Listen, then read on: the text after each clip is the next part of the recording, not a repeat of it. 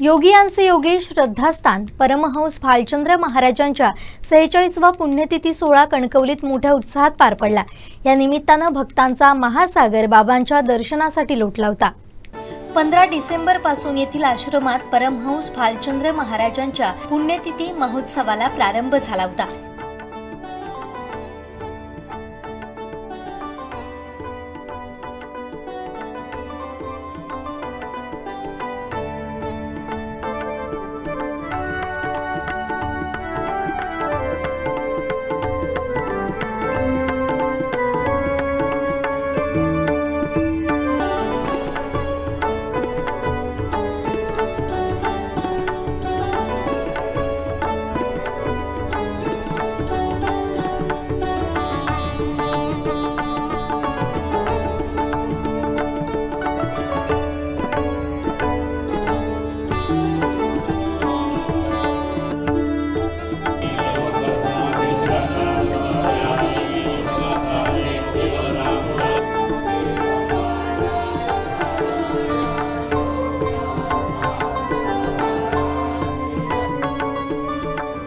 या कालावधीत विविध धार्मिक तसेच सांस्कृतिक कार्यक्रमांचे आयोजन करण्यात आले होते। यामध्ये काकड आरती, समाधी पूजन, भालचंद्र महारुद्र महाभिषेक अनुष्ठान, आरती, भजन, कीर्तन महोत्सव तसेच इतर सांस्कृतिक कार्यक्रमांचा समावेश होता।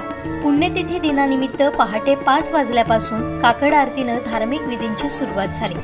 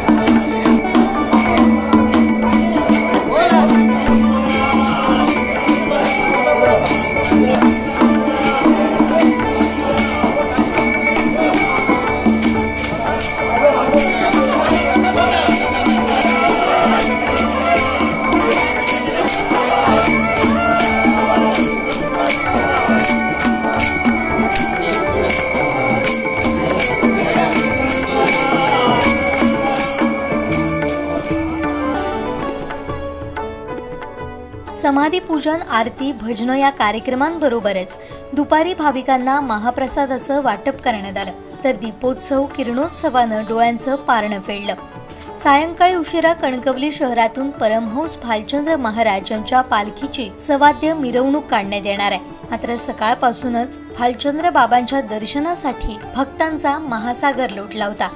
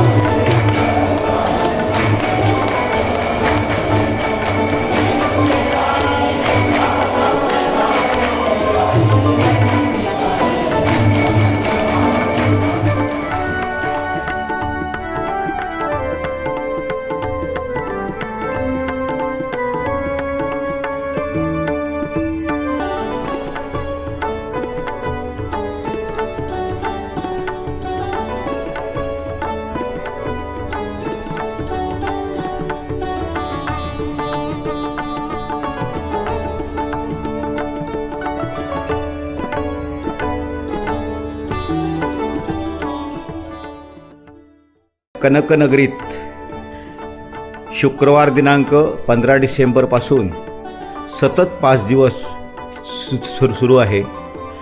देश विदेश, फक्त महाराष्ट्राच्या कानाकोपऱ्यातून नव्हे तर देश विदेशातून सुद्धा भक्तगण कणकवली नगरीत दाखल झालेले आहेत.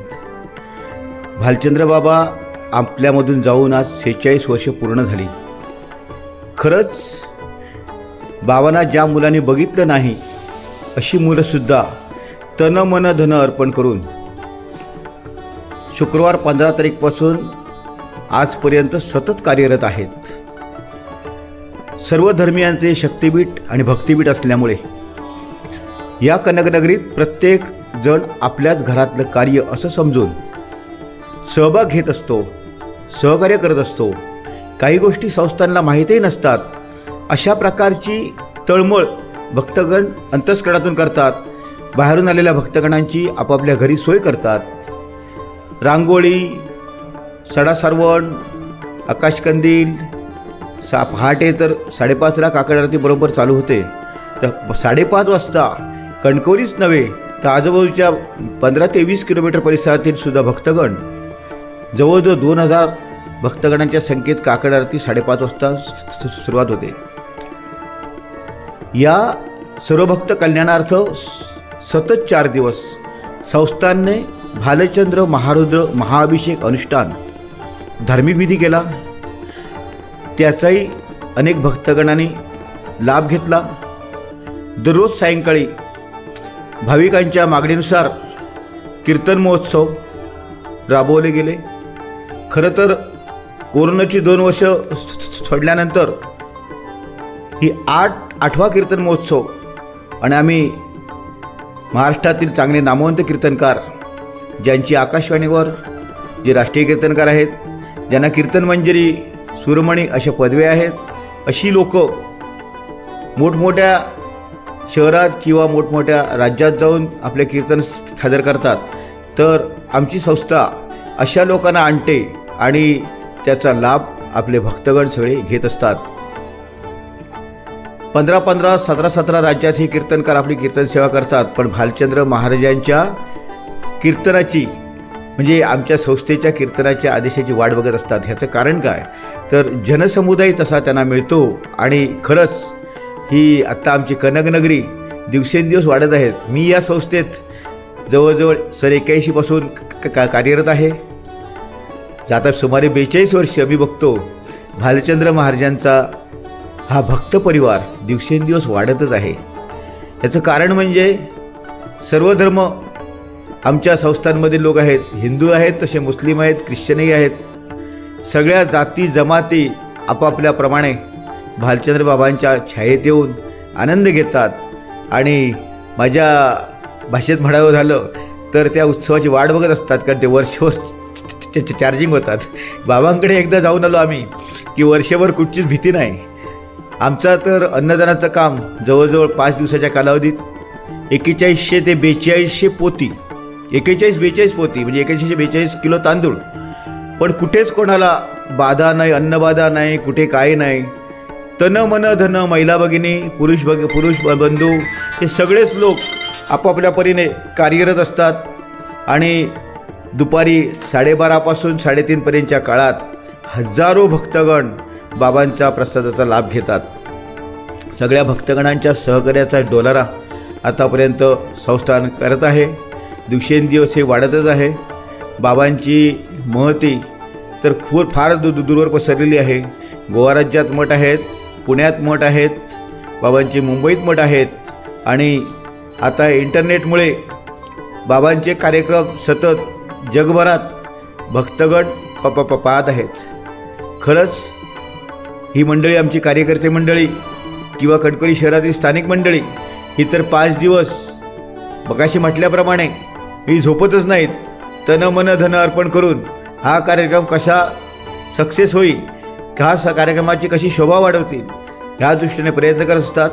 खरंच आमच्या कणकवलीकरांना किंवा तसे आलेल्या भक्तगणांना, जिल्हावासियांना, त्याचप्रमाणे आमचे छायाचित्रकार, पत्रकार ही मंडळीसुद्धा, पोलीस स्टेशन, नगरपंचायत, शासकीय कार्यालय, MSCB ही लोकंसुद्धा खरंच तर आम्ही फक्त यांना पत्र देतो आणि ते एका पत्रावर आपले संपूर्ण 5 दिवस ही माणसं राबत असतात, आपापल्या परीने बाबांच्या चरणी सेवा अर्पण करत असतात. धन्यवाद सगळ्या भक्तगणांना. आणि भालचंद्र महाराजांचा हा कार्यक्रम असाच दिवसेंदिवस वाढत जाणार. आपण सर्वांनी त्याचा आनंद घेऊया. आता प्रतीक्षा भक्तगण वाट बघतील ते 28 जानेवारी ते 1 फेब्रुवारी आणि यावर्षी तर 120वा जन्मोत्सव होणार आहे. धन्यवाद. आता जो अभिषेक झाला त्याच्यामध्ये 5 प्रकारची फळं होती. दूध, दही, तूप, पिठी साखर आणि मध याचा अभिषेक करण्यात आला. अभिषेक झाल्याच्या नंतर त्यांना पाण्याने स्नान घालून त्यानंतर त्यांनी चंदन उजळून सहानीवर त्यांच्या लेप भालचंद्र महाराजांच्या मूर्तीला लावण्यात आला. आता त्यानंतर आरतीचा कार्यक्रम सुरू होईल. नंतर महाप्रसाद चालू होईल.